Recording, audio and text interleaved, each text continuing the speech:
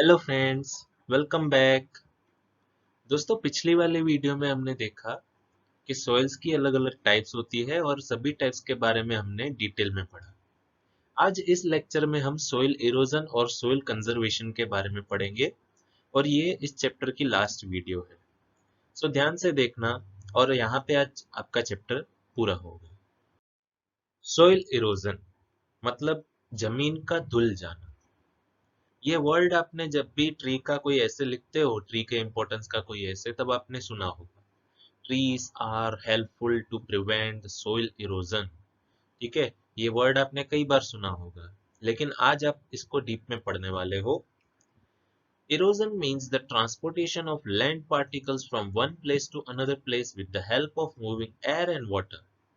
Erosion का मतलब यानी धुल जाने का मतलब यहाँ पे क्या है कि जमीन के जो पार्टिकल्स होते हैं, किसी लैंड के जो पार्टिकल्स हैं, जरूरी और वेस्ट दोनों, वो पार्टिकल्स एक जगह से दूसरी जगह पे पहुंचते हैं। कैसे पहुंचते हैं? या तो हवा के जरिए या तो पानी के जरिए। हवा बहुत ही तेज बहती है तब बहुत ही बहुत ही धूल उड़ती है।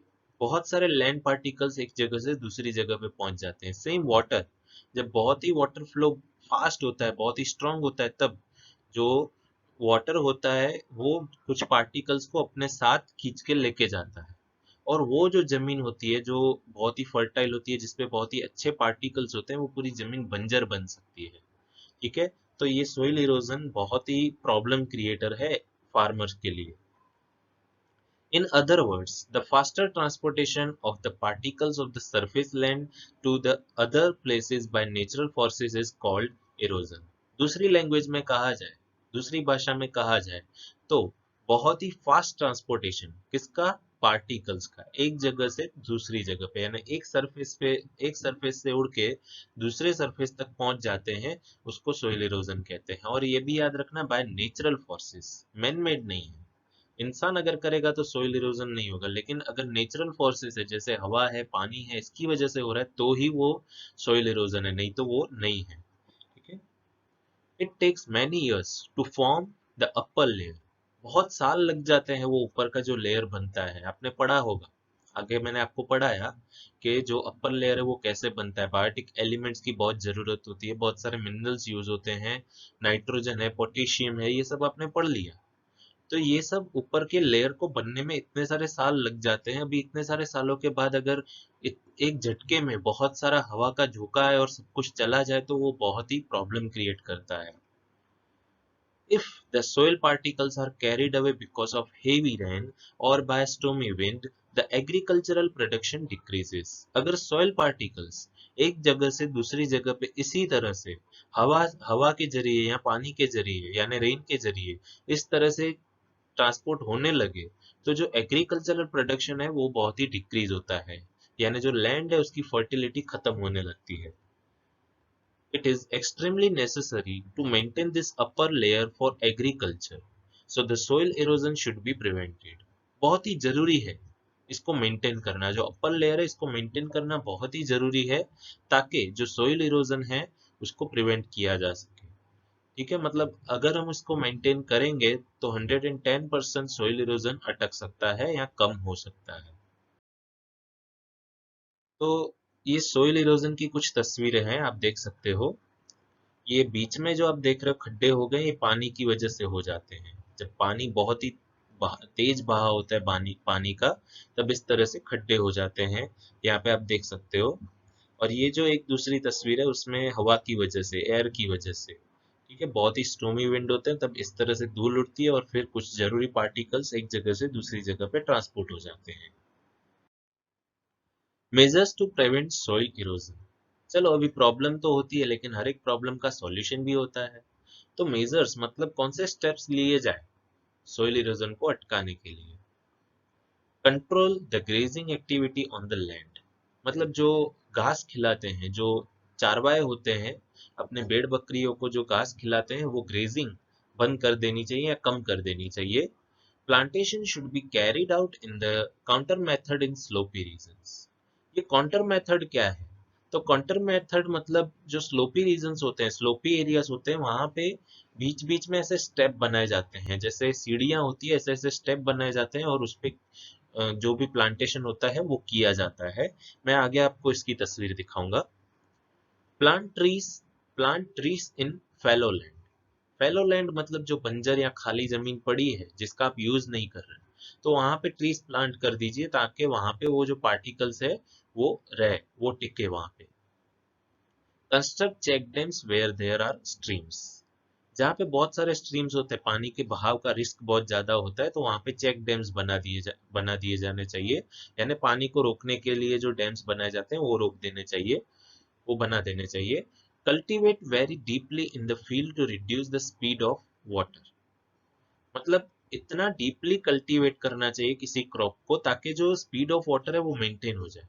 अभी अगर आप ऊपर ऊपर से कल्टीवेशन करोगे किसी भी क्रॉप को, तो पानी के जो बहाव होगा उसकी स्पीड बहुत होगी, तो वो और बढ़ेगी, साथ साथ में जो आपका क्रॉप है वो भी लेके जाएगी। लेकिन जमीन को इतना डीपली खोदना चाहिए ताकि उसमें अगर आप क्रॉप लगाओ और फिर उसको बंद कर दो तो वो क्रॉप वहां पे टिका हुआ रहना चाहिए, और साथ साथ में पानी की स्पीड भी कम हो जाएगी ग्रास की वजह से। तो ये है काउंटर मेथड। ये स्टेप्स, ये जो स्लोपी रीजन है वहां पे स्टेप्स के ऊपर कल्टीवेशन किया है, जमीन को इस तरह से खोद दिया है। ठीक है, तो इसे कहते हैं काउंटर मेथड। इससे क्या होता है, अगर तेज बहाव होगा पानी का तो एक जगह पे मतलब वो टिक जाता है। अगर नीचे की तरफ जाएगा पानी तो वो वहीं पे रह जाएगा, नीचे एक जगह पे टिक जाएगा, और यहाँ पे पानी के बहाव की स्पीड भी कम हो जाएगी। अगर एयर लग रही है तो भी वो ऊपर की तरफ या नीचे की तरफ अगर एयर लगेगी भी तो भी वो मतलब इतना सारा नुकसान नहीं कर पाएगी जितना सोइल इरोजन मतलब फ्लैट लैंड पे होता है। ठीक है, सो इस तरह से स्लोपी रीजन में बनाया जा सकता है। इसको काउंटर मेथड कहते हैं जो सोइल इरोजन से बचाता है। Now, soil conservation. Soil conservation means to prevent soil erosion and to maintain its quality. ठीक है, सोइल कंजर्वेशन का मतलब यही है कि सोइल इरोजन को रोकना और उसकी क्वालिटी को भी बनाना। मतलब सोइल का पॉल्यूशन भी ना होना चाहिए, यहाँ पे पॉल्यूशन भी आ गया। मेंटेन इट्स क्वालिटी मतलब पॉल्यूशन भी ना होना चाहिए, इस बात का भी ध्यान रखना। Soil conservation is directly connected to retain the soil particles at their original place. Soil conservation मतलब किसके साथ जुड़ा हुआ है डायरेक्टली, तो जो सोयल पार्टिकल्स होते हैं वो अपने ओरिजिनल प्लेस पे ही टिके रहे, उसके लिए ट्राई किया जाता है सोयल कंजर्वेशन में। Different remedies are used to different places in the world according to their location and problems. मतलब अलग अलग रेमेडीज, अलग अलग तरीके इस्तेमाल किए जाते हैं मतलब पूरे वर्ल्ड में अलग अलग जगह पे, मतलब जैसी प्रॉब्लम और जैसा लोकेशन होता है उस तरह की रेमेडीज, उस तरह का उपाय किया जाता है सॉइल कंजर्व करने के लिए। If the soil is not conserved then there are chances of flood which enhances the risk against lives and property। अगर सॉइल को कंजर्व नहीं किया गया तो फ्यूचर में फ्लड भी, यानी जो पूर आता है, जो बाढ़ आती है, ठीक है, वो बाढ़ का भी एक बड़ा रिस्क खड़ा होता है कि जो बहुत सारी लाइव्स ऑफ प्रॉपर्टी के लिए डेंजरस है। तो ये कैसे, आपके माइंड में क्वेश्चन होगा कि फ्लड का सोइल कंजर्वेशन के साथ क्या लेना देना। अगर सोइल ऐसे फ्लैट होगी, सीधी होगी, तो जो पानी का बहाव है वो बहता ही चलेगा, और फिर वो घर तक भी पहुंच जाएगा, गांव तक भी पहुंच जाएगा, शहरों तक भी पहुंच जाएगा। इसीलिए ऐसे स्लोप्स में क्या किया जाता है, जैसे मैंने आपको बताया काउंटर मेथड यूज की जाती है, फिर बहुत ही डीपली खड्डे खोद दिए जाते हैं, चेक डैम्स बनाए दिए जाते हैं ताकि सोइल का कंजर्वेशन हो। और अगर सोइल का कंजर्वेशन होगा, सोइल पे बहुत सारे ट्रीज होंगे, तो पानी का बहाव की जो स्पीड है वो कम होगी, पानी ज्यादातर जमीन के अंदर ही एब्जॉर्ब हो जाएगा। ठीक है, तो इसीलिए सोइल कंजर्वेशन जरूरी है, वो हमको फ्लड से भी बचाता है। Thus, soil conservation is much necessary। इसीलिए soil conservation जरूरी। तो इस तरह से मैंने आपको जो बताया सोइल कंजर्वेशन किया जाता है। जो एक साइड है वो सोइल कंजर्वेशन नहीं है, उसकी जगह पे वो सामने वाली साइड वाले स्टेप्स लेने चाहिए। मतलब जो लेफ्ट हैंड साइड है वो स्टेप्स लिए जाने चाहिए, ठीक है, और जो राइट हैंड साइड है वो अभी की हालत है ऐसा समझो। सरफेस रन ऑफ वाटर मतलब ऐसा सरफेस है कि जिसमें से पानी बहुत जल्दी नीचे बह जाएगा। ठीक है, water having faster flow percolates less in soil. ठीक है, तो इसमें क्या होगा कि दोनों में पानी बहुत ही तेज बहाव से बह जाता है, लेकिन सामने जो दिखाया है कि उसमें स्टेप्स बना दिए गए हैं और बीच बीच में खड्डे कर दिए गए हैं ताकि पानी रुक जाता है, उसकी स्पीड कम हो जाती है। ठीक है, आप देख सकते हो। तो ये है एक मेथड सॉइल को कंजर्वेशन करने की, जमीन को बचाने की। ठीक है, अभी इसमें क्या होगा, पानी बहुत ही धीरे बहेगा तो जो पार्टिकल्स है वहीं पे टिके रहेंगे, वो आगे नहीं बढ़ेंगे। ठीक है, remedies of soil conservation. Soil को कंजर्व करने के लिए, जमीन को बचाने के लिए कुछ तरीके दिए हुए हैं यहाँ पे। The roots of the trees in the forest could hold up the soil particles. ये जो ट्रीज के रूट्स होते हैं जंगल में, वो जंगल की जो जमीन होती है उसके जो सॉइल पार्टिकल्स होते हैं उसको पकड़ के रखता है, यानी कहीं पे जाने नहीं देता, जिससे पानी के बहाव को कंट्रोल करता है। फिर हवा के जो झोंके होते हैं वो वहां पे कंट्रोल्ड होते हैं। तो इसकी वजह से क्या होते हैं कि सॉइल पार्टिकल्स वहीं पे रहते हैं, कहीं पे ट्रांसफर नहीं होते। Plant trees in the gorges of reverse and on mountain slopes. मतलब जो नदी वाले एरियाज होते हैं, नदी के आसपास वाले एरियाज, और जो माउंटेन एरियाज होते हैं, माउंटेन के जो स्लोप्स होते हैं, वहां पे ज्यादा से ज्यादा ट्रीज को प्लांट करना चाहिए ताकि जो सॉइल पार्टिकल्स है वो टिके रहें। A series of trees should be grown near a desert region to prevent the winds with more velocity. It will stop the advancing desert. ठीक है, जो डेजर्ट वाले एरियाज होते हैं वहां पे डेजर्ट के आसपास क्या करना चाहिए, ट्रीज की एक सीरीज लगा देनी चाहिए, मतलब ऐसे लाइन से ट्रीज प्लांट कर देने चाहिए ताकि डेजर्ट की जो सैंड है वो उड़ के किसी और सोइल पे ना जाए, और जो डेजर्ट वाला एरिया है वो बढ़ ना जाए। मतलब किसी भी तरह से डेजर्ट को कंट्रोल में लाना चाहिए, यानी डेजर्ट को बढ़ने नहीं देना चाहिए। वो हम कैसे करेंगे, तो ज्यादा से ज्यादा उसके एरिया में ट्रीज को हम प्लांट करेंगे। The river floods should be controlled by diverting their flow in other rivers or in dry river beds. ठीक है, कि जो रिवर फ्लड्स होते हैं उनको प्रिवेंट कैसे किया जाएगा या कंट्रोल कैसे किया जाएगा, तो जो बहुत ही भरी भरी हुई रिवर्स होती है उनको ड्राई रिवर्स पे ट्रांसफर कर देना चाहिए, पाइपलाइन के थ्रू या फिर किसी भी तरह से।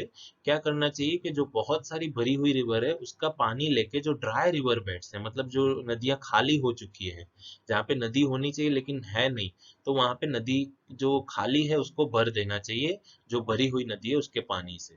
ठीक है, तो उसमें क्या होगा, पानी बहुत ही कम हो जाएगा, और अगर बारिश भी होगी तो रिवर का फ्लड नहीं होगा, और फ्लड नहीं होगा तो सॉइल ऑटोमेटिकली कंजर्वेशन में आ जाएगी। ठीक है, the unrestricted pasturing loosens the soil layer on the mountains. It should be prevented. कि जो माउंटेन वाले एरियाज होते हैं वहां पे जो चारवाए होते हैं वो अपने भेड़ बकरियों को चराने के लिए लेके जाते हैं, तो वो जमीन जो है वो पास्चर वाली हो जाती है। अभी पास्चर की वजह से क्या होता है, वहां पे जो जमीन का ऊपर का लेयर है वो सब एनिमल्स खा जाते हैं, और इसकी वजह से जो ग्रास है वो पूरा खत्म हो जाता है, और जब हवा के झोंके या पानी का जो बहाव आता है, तेज बहाव, उसकी वजह से जो भी पार्टिकल्स है वो एक जगह से दूसरी जगह पे ट्रांसफर हो जाते हैं।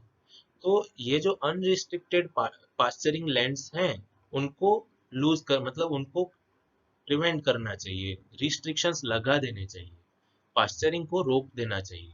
ठीक है, अगर उनको खिलाना ही है अपने भेड़ बकरियों को तो किसी और एरिया में जाके खिलाएं या अपने हिसाब से कुछ मैनेज करें। पास्चरिंग एरिया में उनको नहीं जाने देना चाहिए, मतलब वो जमीन के ऊपर रिस्ट्रिक्शन लग जाना चाहिए पास्चरिंग के लिए खास। तो इस तरह से सॉइल को हम कंजर्व कर सकते हैं। ठीक है, तो आज आपका जो ये चैप्टर है वो खत्म हो रहा है। चैप्टर के रिलेटेड आपको कोई भी क्वेश्चंस हो, कोई भी क्वेरीज हो, तो दिए हुए ईमेल एड्रेस पे या व्हाट्सएप नंबर पे आप मुझसे पूछ सकते हैं। अगर आपको ये सब लेक्चर्स बहुत ही अच्छे लग रहे हैं और समझ में आ रहे हैं तो ही वीडियोस को लाइक करो, तो ही सब्सक्राइब करो चैनल को, बाकी मत करो। ठीक है, thank you so much friends video देखने के लिए। जय हिंद।